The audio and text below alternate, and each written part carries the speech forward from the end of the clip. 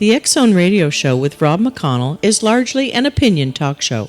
All opinions, comments, or statements of fact expressed by Rob McConnell's guests are strictly their own and are not to be construed as those of the X-Zone Radio Show or endorsed in any manner by Rob McConnell, REL-MAR McConnell Media Company, the X-Zone Broadcast Network, its affiliated networks, stations, employees, or advertisers.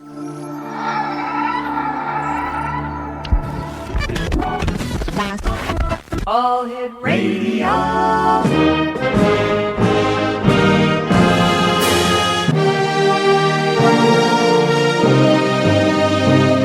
Welcome to the X-Zone, a place where fact is fiction and fiction is reality.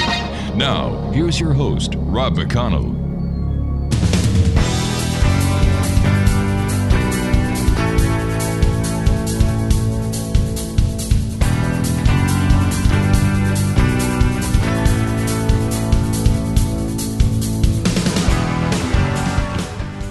And welcome back, everyone. This is the X-Zone. I am Rob McConnell, coming to you from our broadcast center and studios in Hamilton, Ontario, Canada.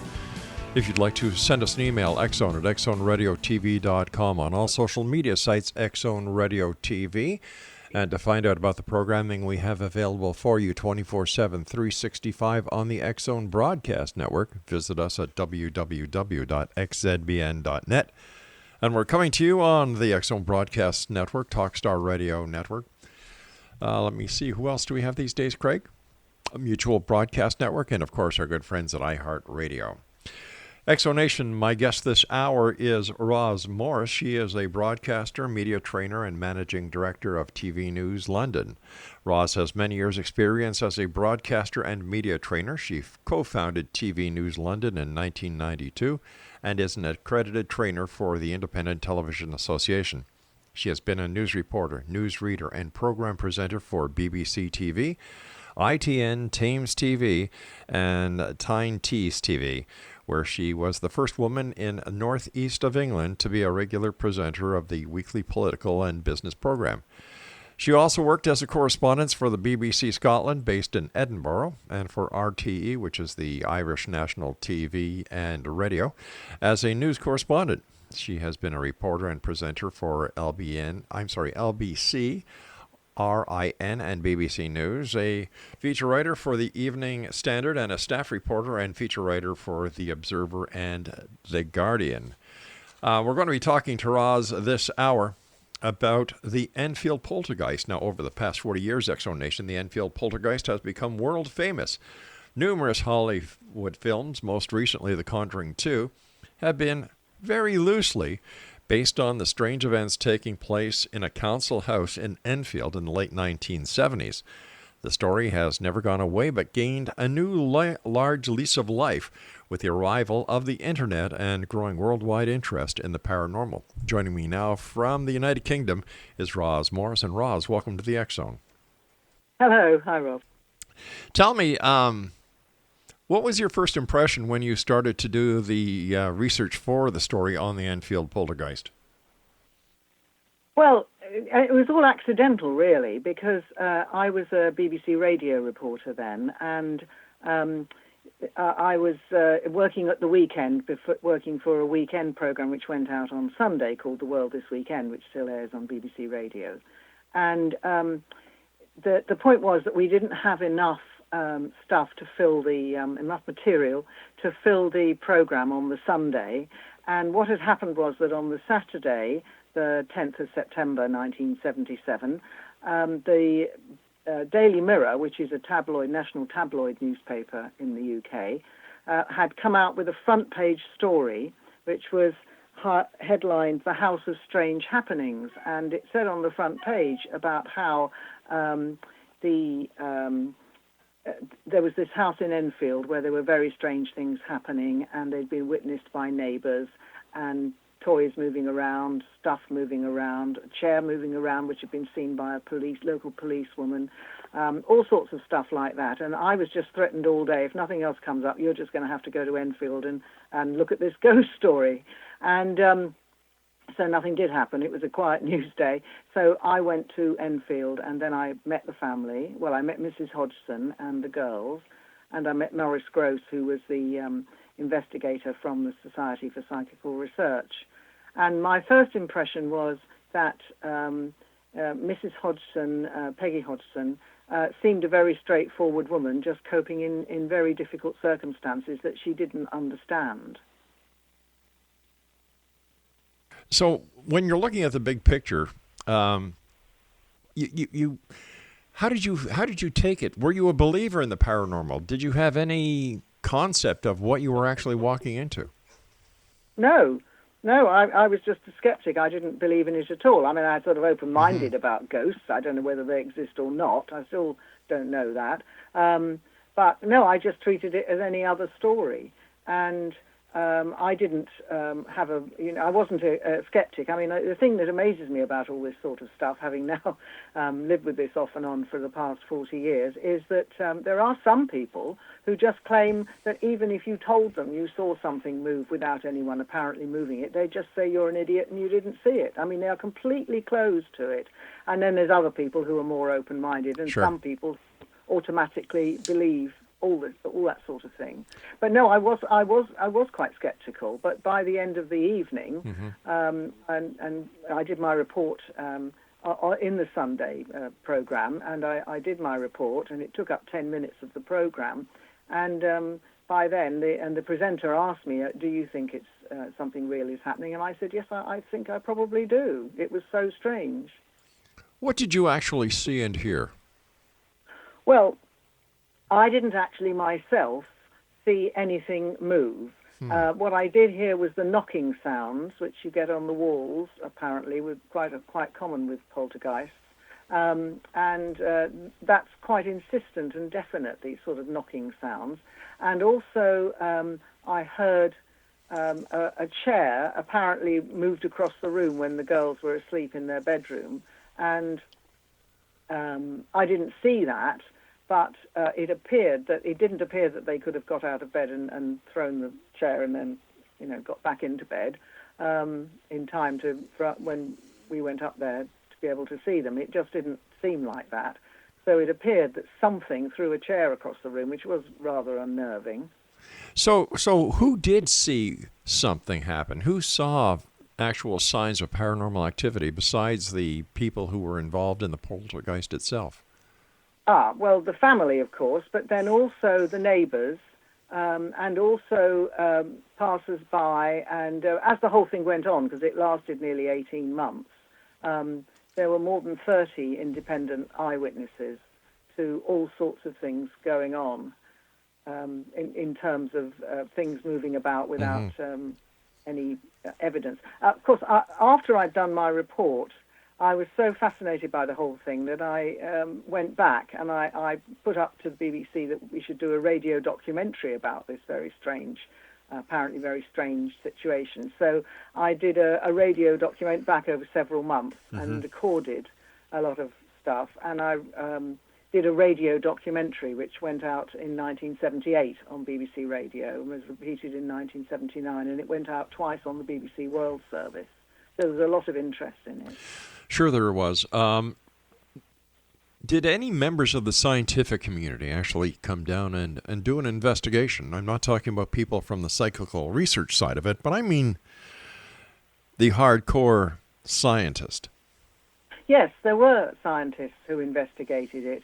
There were a number of scientists who looked at what sort of things were going on, trying to test the energy and whether the energy changed at all, or whether what happened with the voices, because I recorded those when near the girls appeared these very deep voices, apparently like an old man's voice.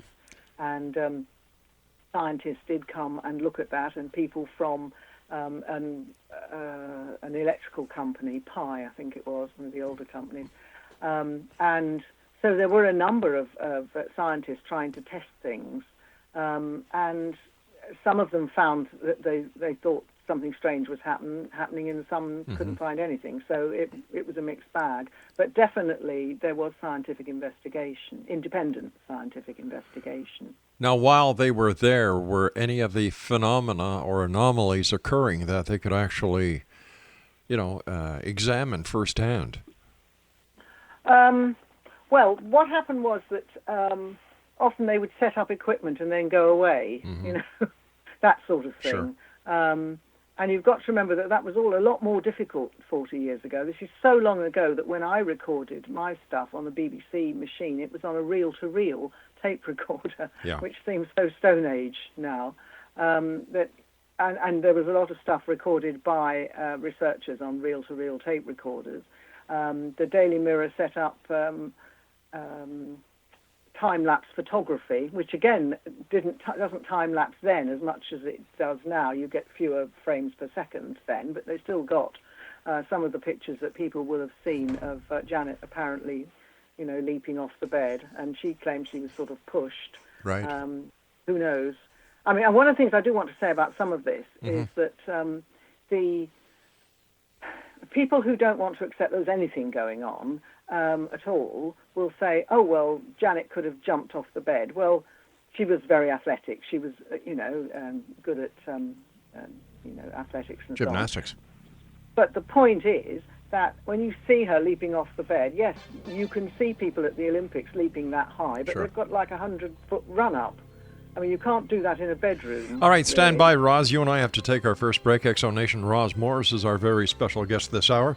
www.tvnewslondon.co.uk. That's www.tvnewslondon.co.uk. And Roz and I will be back on the other side of this break as we continue here in the X Zone from our broadcast center in Hamilton, Ontario, Canada. Don't go away.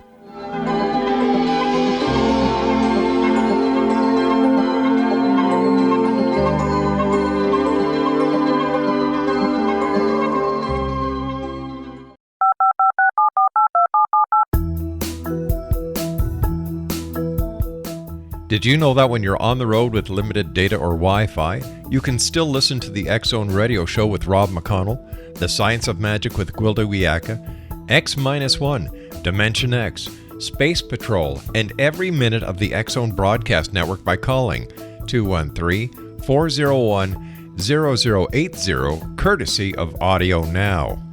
No smartphone, app, or internet needed. It saves your data plan and it's free if you have unlimited minutes. Call 213-401-0080 to listen on any phone, anytime, anywhere. Remember 213-401-0080 for the best of the paranormal, parapsychology, and sci-fi radio programming anywhere, 24/7, 365.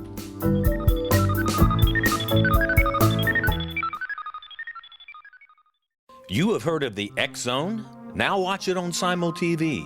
Plus 500 video games, live TV channels, free video on demand, worldwide, and more. Does this sound like tomorrow's television? Well, it is, but you can have it today, right now. It is Simul TV. Simul TV offers what the others only wish they could provide. 15 exclusive channels like X Zone, sci-fi, and horror. We are worldwide. No other provider offers that. 500 built-in video games. No need to have an extra expensive system. We have them included. Free video on demand. Live streaming events from around the world.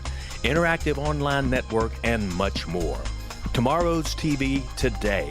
Simul TV. Sound too good to be true? Well, it's not. You can have Simul TV today. Sign up at simultv.com. Do it today.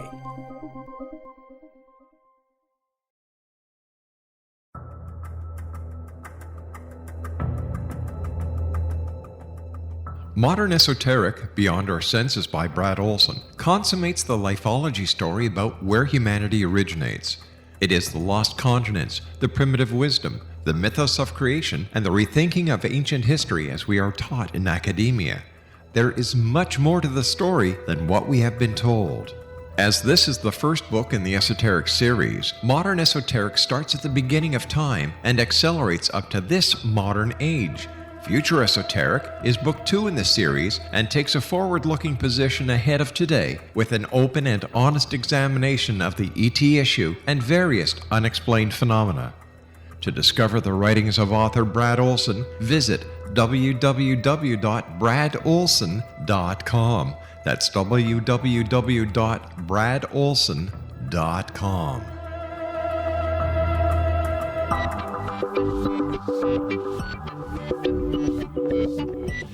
Welcome back, everyone. Roz Morris is our very special guest. We're talking about the Enfield Poltergeist going back over 40 years ago. The Poltergeist started in 1977 and lasted for 18 months. Roz's website is www.tvnewslondon.co.uk. Roz, did any members of the clergy come and do a religious investigation on the poltergeist activity? Not as far as I know, no. Mrs. Hodgson, I mean, the family weren't religious, and Mrs. Hodgson didn't want to have an exorcism at all. Why not? And that is one thing that, other people came, Sure. mediums from Brazil, and people who claimed to be able to contact the dead, and so on. They came, and a lot of other people. But, no, as far as I know... No, there was definitely no exorcism, and I don't think any clergy came. And I think the interesting thing is that the Hollywood films that have all based themselves on this, including The Conjuring 2 and the Poltergeist films, have all, a lot of them go for the kind of Christian symbolism and the sort of demonic stuff. And I don't see any evidence of anything demonic at all. And when the voices were talking, there was no evidence of anything demonic either. What did the voices sound like? Well, very like a very gruff old man, very deep, very rather like if you talk. I can't do it, but if you talk really deep down in a very gruff way. I mean, I did find it that these voices went on for an hour, 2 hours at a time, and people said, well, it must have been the girls doing it, but I think I should point out that if you try and do that voice, you will get a sore throat very fast. It is really difficult to do. So it's very strange, deep voice, and didn't sound like the girls at all. And they were kind of 11 and 13 Right. at the time, so they have very light voices.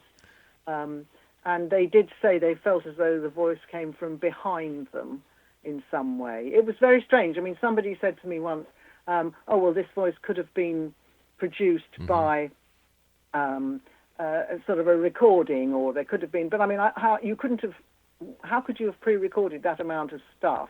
And if it was on, if it was pre-recorded, all the people who heard it would have been able to tell by the quality of the sound. I mean, we all get recorded messages now trying to sell us things, and we know immediately whether it's a real person or a recorded person, don't we? Did you find it strange that the mother did not want the clergy involved? That she basically didn't want this entity to be exorcised? Well, she didn't see it as a devil, you see. She didn't have that belief system. I think it's different in the States and Canada, where sort of the majority of people have a Christian belief system. In Britain, it isn't the majority anymore. What is the majority over there now? I don't know. Okay. Honestly, I don't know. But I do know that that there's recent surveys show that there's a majority of people in Britain who say they believe in God in some way, but not necessarily in a Christian God. Once again, the fact that the mother did not look at it as a negative experience, why would she allow it to become such a media circus? Well, you've got to remember that what they were trying to do, the people from the Psychical Research Society, that was Maurice Grosse and... That's all right, dear. Maurice Grosse and Guy Playfair, who wrote the book, the Enfield Poltergeist, which was published in 1980. What they were trying to do was to find some way of calming it all down, so they just tried everything they could think of. They asked Mrs. Hodgson if she would like an exorcism, but she said no, she definitely did not want that. She didn't see this as something to do with devils. So let me understand this. There is something that is terrifying her children. Kids are getting thrown out of bed. Strange things are happening, and she's not concerned as a mother? Well, of course she was very concerned. but she didn't believe it was devils. That's the point. Then what? She didn't know what it was. I mean, maybe it was a ghostly presence. Janet said that's what Janet thought it might be. The girl who was at the centre of it all. She said she felt used, and she felt as though there was something in the house. But I suppose it's just a difference of belief system, really. Was there any, if the, all right, I can understand the difference of belief system, but I'm a dad. I've got 6 kids. I've got, I think, 11 grandchildren by now. And Don't you know how many? Oh, yeah, I do. It's just that one was announced the other day, so I've got to add the new one coming on. That's going to be born in a couple of months. Yeah. But you know what? I have a problem with a parent who will stay in a location for 18 months. 18 months she stayed there instead of taking her family away to a safe place. Something does not ring true with this. Well, they did go away. They were very poor. They didn't have much money at all, the family. I'm pretty sure she was on welfare. Right. She was divorced. She had 4 children. She didn't have much money. Some people said that, in fact, the Daily Mirror people, the newspaper people who were first on the scene, asked her if she was doing this. Are you doing this to get a better house? Because a council house is public housing, right. And she was absolutely emphatic no, because she'd got the house that she wanted. It was a perfectly good 3-bedroom house, and she was perfectly happy with it. And in fact, she stayed in that house, and she died in the house in 2003. So she was very attached to the house. So they couldn't afford to go anywhere. They didn't have any option. And the other thing is the people from the Psychical Research Society did pay for them to go on holiday for a week to get away from it. And while they were on holiday, was there any paranormal activity in the place where they were sent to or went on vacation? I don't think so, but I'm not entirely sure about that. But I don't think so. No. I mean, I think. You mean how much is it linked to the location, to the house? Well, I'm just wondering that, once again, whether you're poor or you're not, if your children are in danger, even because if I had one of my kids thrown out of bed, man, I'd be out of our home in hours. I wouldn't wait 18 months. Stay with neighbours to begin with. I mean, they did. Okay. So I mean, I think the difficulty is they weren't used to having any options. I mean, people were a lot poorer then than poor people now, I think, really, in my experience. All right, let me ask you this. Different world. Did the family make any money in the long run? No. They certainly didn't at the time. I mean, I think the interesting thing is that then there wasn't the sort of checkbook journalism that came across and sort of started really in the 80s and 90s to get really big. And now, of course, everybody gets paid for everything, and this whole cult of celebrity thing means that slightest thing, and also the whole selfies and Kardashians and all that sort of stuff means that everybody's on the make for getting sponsorship and all this sort of stuff. It just wasn't like that then. I mean, it was so quaint that they rang the newspaper, because in those days people were attached to their newspaper, so they thought, well, maybe the newspaper can help. They wanted somebody with knowledge, and it was the newspaper that got in touch with the Society for Psychical Research. I mean, the family had never heard of them, obviously. I mean, most people hadn't. So it was interesting that it all sort of developed gradually. I think really Mrs. Hodgson was just coping. She didn't have much money. She had a hard life. She was used to coping, and she just got on with it. And of course, it didn't happen all the time, absolutely all the time, but it happened quite often that things would happen in the night and so on, as well as during the day. It was quite a stressful time for them, and they didn't make any money out of it. As far as The Conjuring 2 is concerned, they did contract Janet and her sister and her brother, I think, because they took part in the research and for The Conjuring 2, and I think they have walk-on parts as well. So Only time I know, I don't know what they made because that's confidential for them. I don't know. So were the Warrens involved in The Conjuring too? The Warrens? Yes. Well, the Warrens are the centre of The Conjuring 2, aren't they? The film. Right, and were they involved in the actual investigation of the Enfield Poltergeist? Not very much, no. So They were. So in real life, not very much, no. But it's a Hollywood thing, isn't it, to make it a big deal and make it one of their cases. Was there any talk about collusion between the newspaper and the family? Was there, sorry? Was there any mention of collusion between the newspaper that broke this story and the family? Not at all. No, there was never any question of that. I mean, the paper sent two different sets of people there to try and find out what was going on. And when they sent one reporter and photographer, right, the photographer who eventually took the pictures that are famous around the world, when they sent them, they walked into the room and Lego bricks started flying around and other toys and so on. And that they were convinced by that something really weird is going on. And so, no, the paper definitely approached it, as I did, as a normal story. Well, what's really going on, what's happening. All right, stand by, Roz. You and I have to take our news break at the bottom of the hour. X-Zone Nation, Roz Morris is our special guest. She is a broadcaster and media trainer and managing director of TV News London. Her website is www.tvnewslondon.co.uk, and Roz and I will return as we continue this hour here in the X-Zone from our broadcast center in Hamilton, Ontario, Canada. Don't forget, you can watch us on TV on the X-Zone channel exclusively on Simul TV. Don't go away.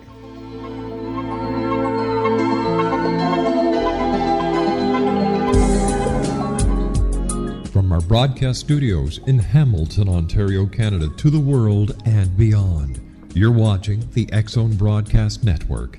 www.xzbn.net.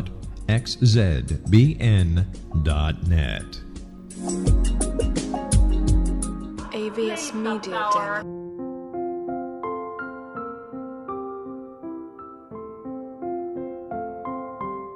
I am Dr. Carl O'Helvey, founder, president of a new cancer foundation focusing on evidence-based physical, mental, and spiritual interventions, including natural cancer cures, prayer, meditation, affirmations, nutrition, and other related holistic cancer prevention and cure modalities.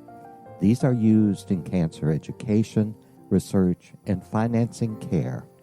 I ask for your help to continue this important work by donating at www.holisticcancerfoundation.com.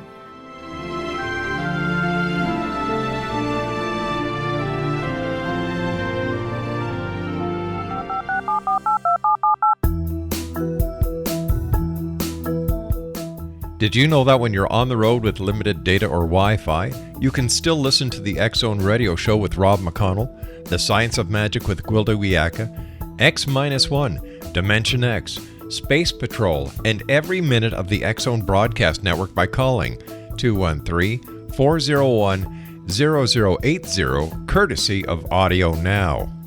No smartphone, app, or internet needed. It saves your data plan and it's free if you have unlimited minutes. Call 213-401-0080 to listen on any phone, anytime, anywhere. Remember 213-401-0080 for the best of the paranormal, parapsychology, and sci-fi radio programming anywhere, 24/7, 365.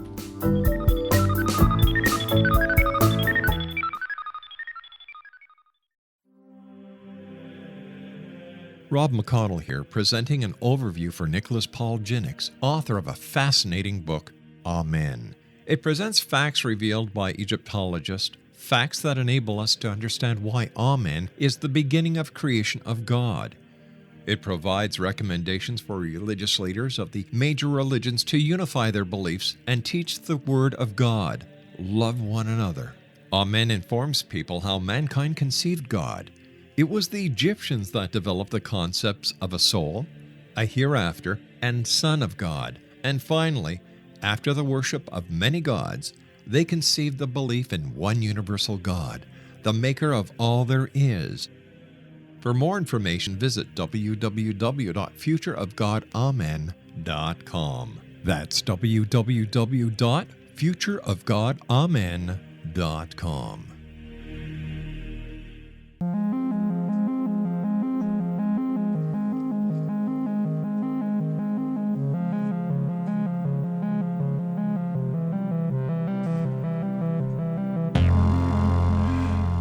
Roz Morris is our special guest, Exonation, www.tvnewslondon.co.uk. Roz, were any members of law enforcement in the Enfield address when this poltergeist activity took place over 18 months? Yes. What happened was that Mrs. Hodgson, the neighbours, sorry, start again. Okay. Yes, what happened was that strange things started happening. Furniture started moving. This was at the end of August 1977, when the whole 31st of August 77, when it first started. And Mrs. Hodgson took the children to the neighbours, and the neighbours came and looked, and they couldn't work out what was going on. And so the whole point was that they took the family to their house, and then some of them eventually called the police and asked them to come and help. And the local police came. There was a man and a woman officer, and the woman officer actually signed a statement saying she saw a chair move across the room without anything apparently causing it. And she also said that in an interview to another BBC reporter, a BBC TV reporter. So that was the thing that made the difference when the neighbours, after that, the police said they couldn't do anything. There was no offence being committed. They couldn't do anything. So they went away, and then things carried on for a few days. And so the family then called the Daily Mirror and asked them. And the Daily Mirror were pretty sceptical. But when they said to them, when the neighbour, she said to them, well, what's happened is the police have seen things and they've said that this is happening. So then they sent the reporters there. What are your theories on what happened? Well, I don't know what happened. I mean, I have an open mind about the whole thing, but I do know that there are a number of theories about poltergeists, that poltergeists have been reported for the past several hundred years. In fact, there's even a report from Roman times, which would make it, nearly 2,000 years ago. But I mean, there's definitely reports of poltergeist activity for hundreds of years. And what seems to happen is that it seems to be centered usually around a young person. There has to be a young person in the house who is upset or unhappy and is approaching puberty. And nobody knows why this is. There are various theories that say that the young person is therefore giving off an energy that's different from normal, and this kind of attracts ghosts or creates activity. You can look at it either way. The young person is causing it all, or they cause something, and then possibly if there are ghosts or spirits, they come. So it's really, I mean, the interesting thing is thinking about it. It's so long ago. Nowadays, if you want to find out about all this, you can just click on the internet, and within a minute, you can have loads of information, accurate and inaccurate, about poltergeists. You can have loads of information. I had to go to the library and get a book about them in order to find out. There was one book, The Poltergeist by William Roll, which was the only book available, and I remember I had to read that to find out what the theories were. I've said this many a time on my show that the internet is the world's largest septic tank that mankind has ever made, because there's more crap in it than anything else. Well, that's one way of putting it. But I think it's also amazingly useful for information. It really is, and for finding out what people have written about different things. I mean, it is amazingly useful, and as a journalist, I find it very useful, and I'm sure you do. Why do you think Hollywood is taking such an interest in the paranormal? My personal opinion is because it's a cash cow. What's your opinion? Well, I think there's a lot in that. I mean, the Poltergeist films, Poltergeist 1, 2, and 3, I mean, they made 3, did really well. We're on The Conjuring 2. The Conjuring 2, I believe, has made more than $300 million worldwide. So that's not the biggest film ever, but it's certainly a good chunk of money, isn't it? I wouldn't say no to it. Sorry? I said I wouldn't say no to it. No, exactly. Yes, so I think, yes, because people are endlessly fascinated by things like this. I mean, I did spend a long time after I'd done my documentary and so on, and then I spent quite a number of years never talking about the Enfield Poltergeist. And that was because people either look at you as though you're a complete idiot and walk away because they're total skeptics, or you're still there talking to them after another 20 to 30 minutes because they want to tell you what happened to their grandma and how things happened to them and how they know someone who had a poltergeist. It's amazing how many people will talk about this. There's obviously something going on that we don't understand scientifically yet, but I'm sure we will do. What does Janet Hodgson say about it now after all these years? Well, Janet says that she feels that she was used by some sort of force. She feels that she was pushed around by something, and she doesn't know what it was, but she definitely feels that. And she, at the moment, says she doesn't want to talk about it anymore. She did talk about it, and there are interviews with her as part of the trailers for The Conjuring 2 and so on. And she said she told me recently that she did find that quite upsetting and she didn't want to talk about it anymore, really. During or after the Enfield Poltergeist, were any of the members of the family given a lie detector test or a psychological stress evaluation test? I don't know about a lie detector test, but Janet did go to a hospital, the Maudsley Hospital, which is a psychiatric hospital in London, for a couple of months. In 1978, and that was in order to give her a rest because she was starting to go into trances, and there was levitation reported. I didn't see that, but I interviewed people who, just people walking past, who said they'd seen her floating around the room. So there was a lot of very, very, what you might call more heavy stuff going on. So Janet was taken out of it, and things did calm down a bit, and eventually it all petered out. And as far as I know, they didn't find that she was psychologically disturbed at all. They didn't find anything wrong with her as a young girl. Since the events going back 40 years or so ago that lasted 18 months, is the house still standing where the events took place? And has there been any other report of paranormal activity in that house? Not as far as I know. No, yes, the house is still there. It's a good, solid, semi-detached house, and yes, it's still there. And people tell me that. Recently I was passing Abbey Road. You know, the crossing where the Beatles walked across on their album. And every time you drive past there are people walking across. Tourists come from all over the world to walk across that crossing. And somebody told me recently that people do come from around the world to get themselves photographed outside the house in Green Street in Enfield. So it's become a kind of destination for some people, which is extremely strange. I never would have thought that. But it is. The thing is, the whole story was kind of... it created some interest in the late 1970s and 1980 when Guy's book was published. And then the Poltergeist films came out, which were, in their own way, generated a lot of interest. And then it sort of died down a bit. But when the internet started, this meant that people who were interested in paranormal events could get together, as can other people with different interests. And there was just a lot more about it. And I was amazed when I looked at things last year, when I was revisiting all this again. And I was amazed to see that there's loads of stuff. I mean, my program put up there and all sorts of other people's stuff and so on, and they've all got like huge, well, quite a large number of hits, like 1 million hits or something. Some of them have got 1.5 million, which is quite extraordinary, really. But when we look through the pages of history, it's been established that the Amityville case was a hoax.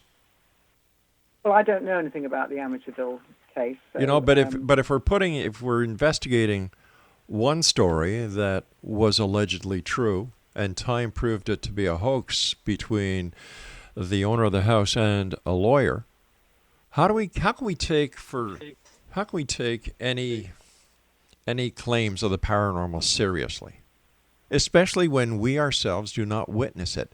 How can we just take the hearsay evidence of people who claim they have seen, claim they have heard, without actually seeing it ourselves as journalists and broadcasters?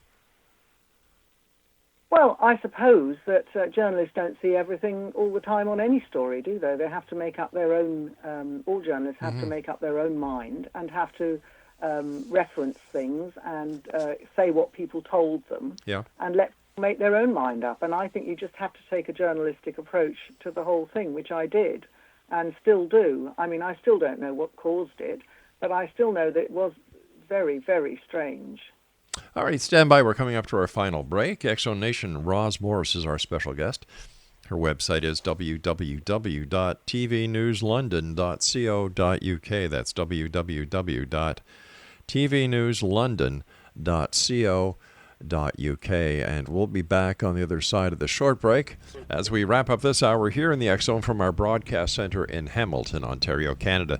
Don't forget, you can always go online to www.xchroniclesnewspaper.com and get your complimentary copy online of the X Chronicles newspaper this month, 92 full-color pages. We'll be back on the other side. Don't go away.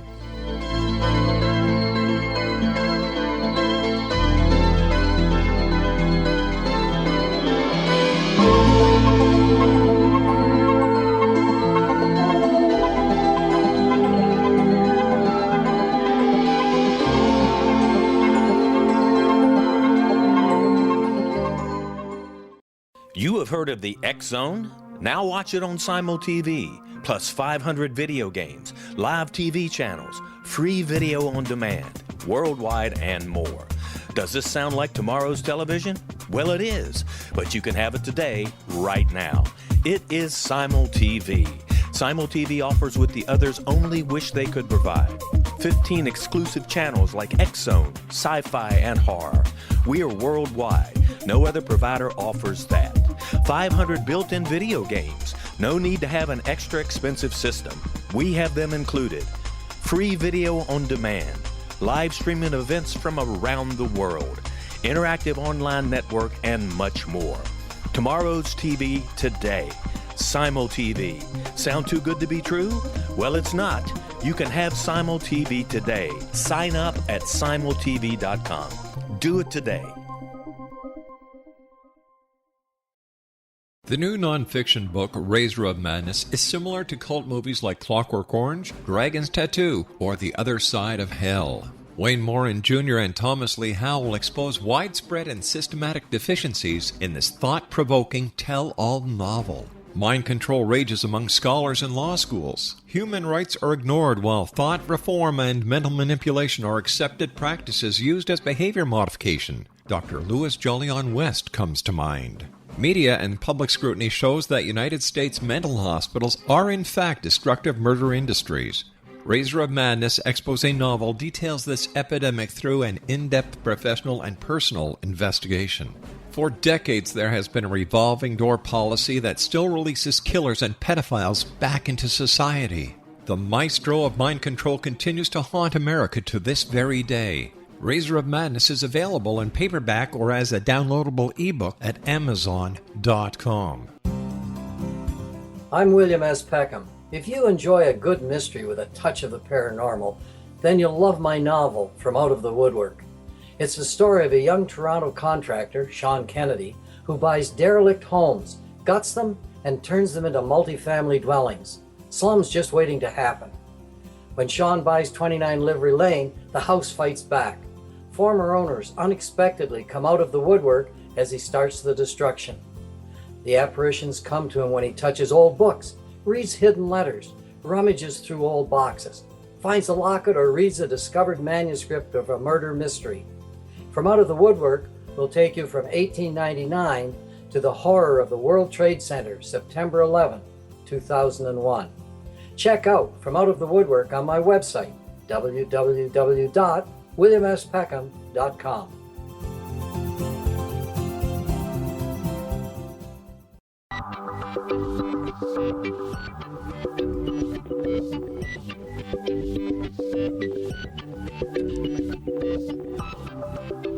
Exonation Roz Morris is our special guest of this hour. www.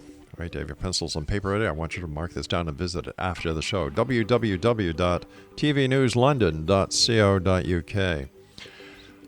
Did you ever ponder or contemplate becoming a paranormal investigator? No.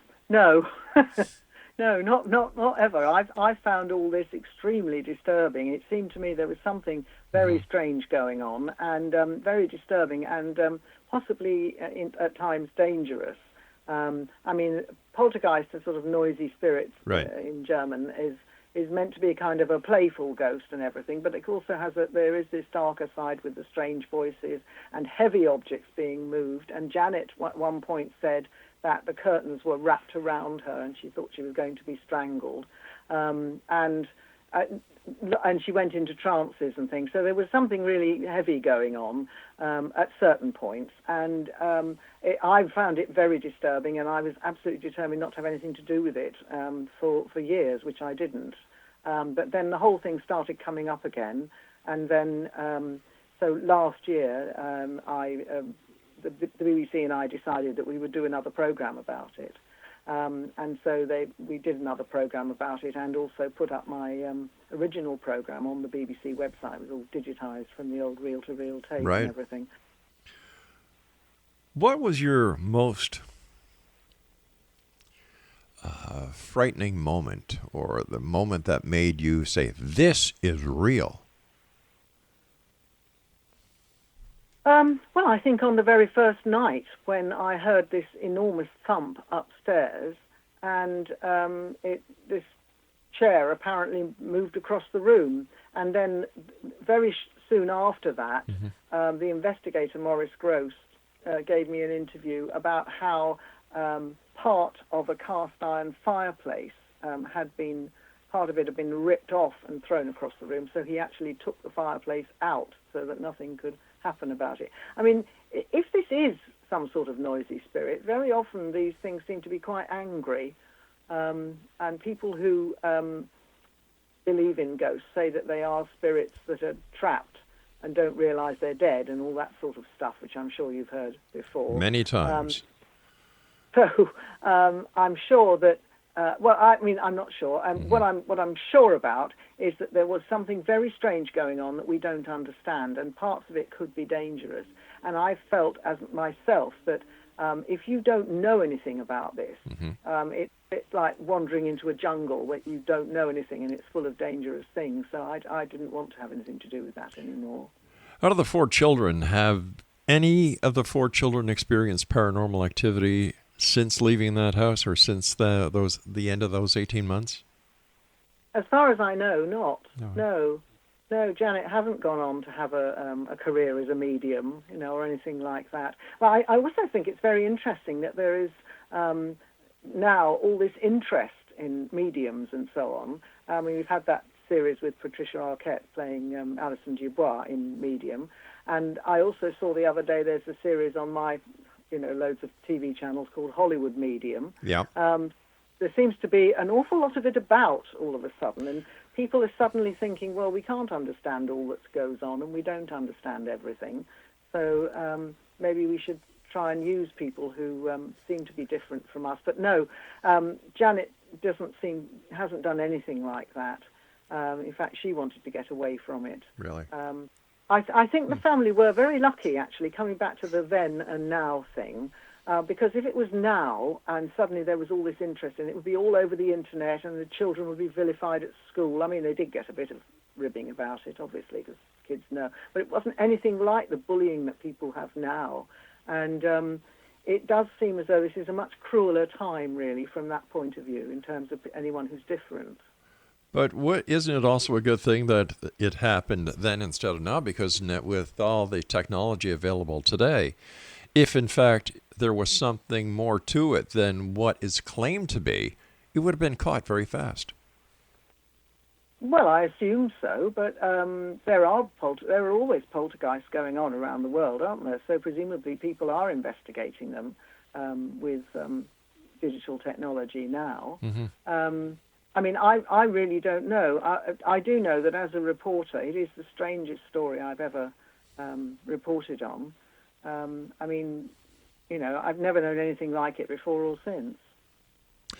So have you covered any other paranormal stories since that story? Anything about UFOs or other ghostly encounters?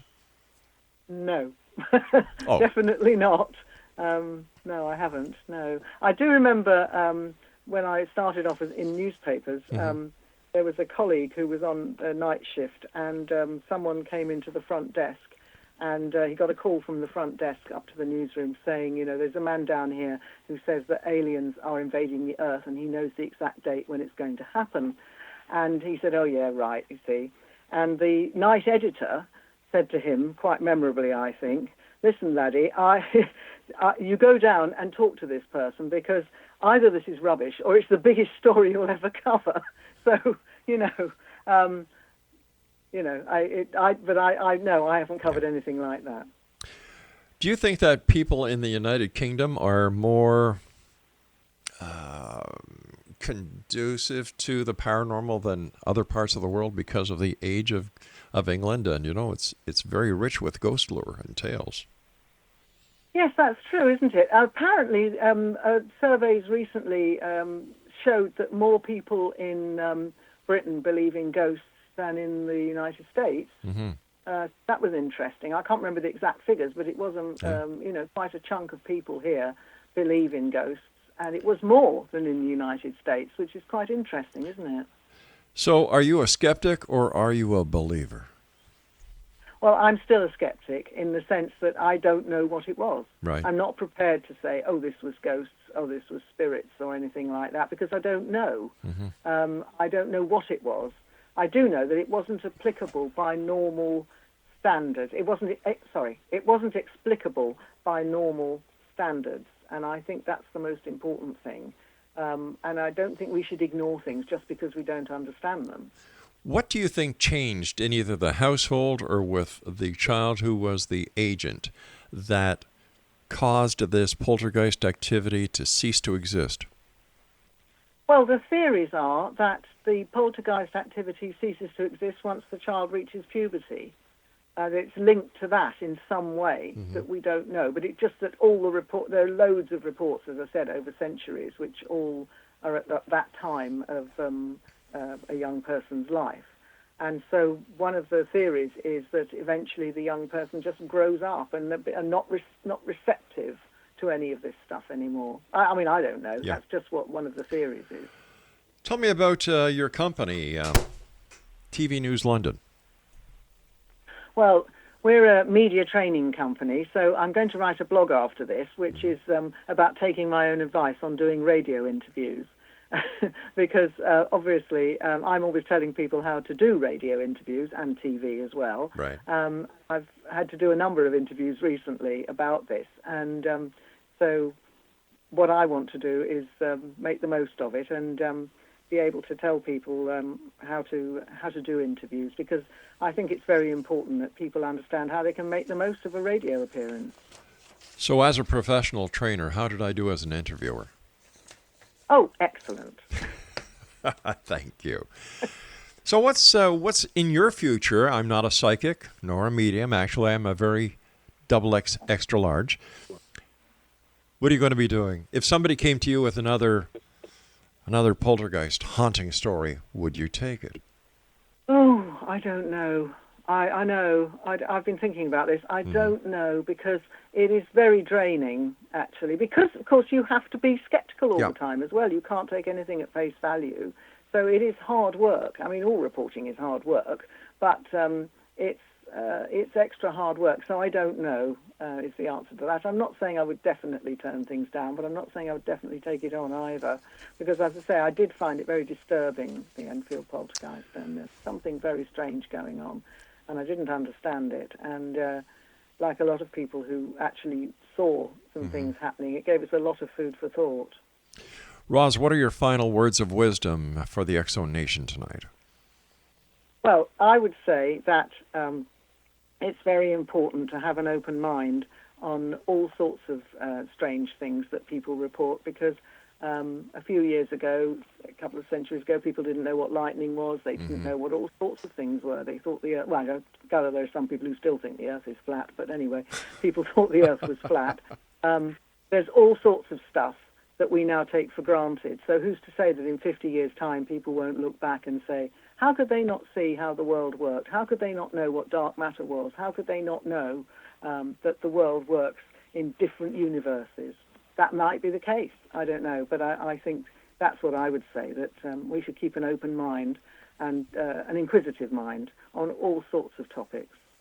Roz, our time is up. I want to thank you ever so much for joining us tonight. It's been a great pleasure talking to you. I wish you continued success, and I look forward to having the opportunity of bringing you back on in the future to discuss other strange, weird, the bizarre things that you might report on across the big pond. So until then, thank you very much for joining us. Thank you. Explanation, if you'd like more information on Roz Morris, who's been my guest this hour, visit www.tvnewslondon.co.uk. I'll be back on the other side of this commercial break with the news at 6.5 minutes past the top of the hour as we continue here in the X Zone with yours truly, Rob McConnell, from our broadcast center and studios in Hamilton, Ontario, Canada. Don't go away.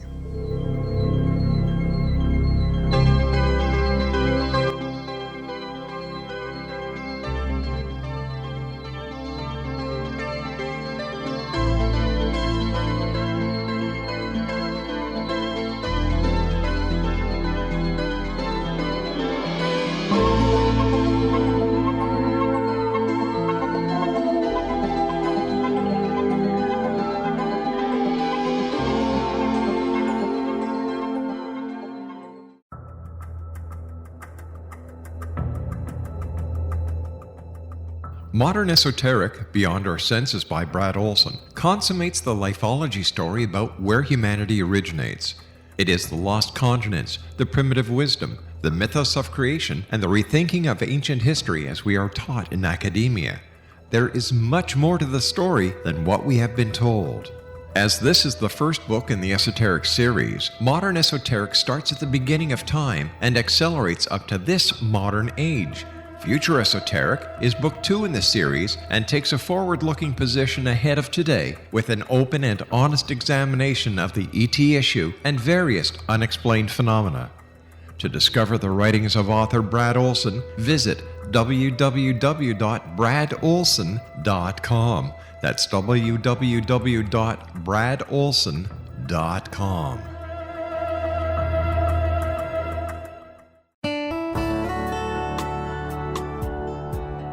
Are you or is someone you know struggling with addictions, depression, anxiety, relationships, low self-esteem, lack of confidence, grief, success, and prosperity? Do you know that your subconscious belief plays a big role in the outcome of your hard work? We can help you permanently change the beliefs that may be the reason for your struggles and failures. We care about getting you the return on your investment and the results you are looking for. We can help you be free of the limitations of your past and in realizing your highest potential. We work with people by phone and Skype. For more information, visit us at www.ritasoman.com. That's www.ritasoman.com.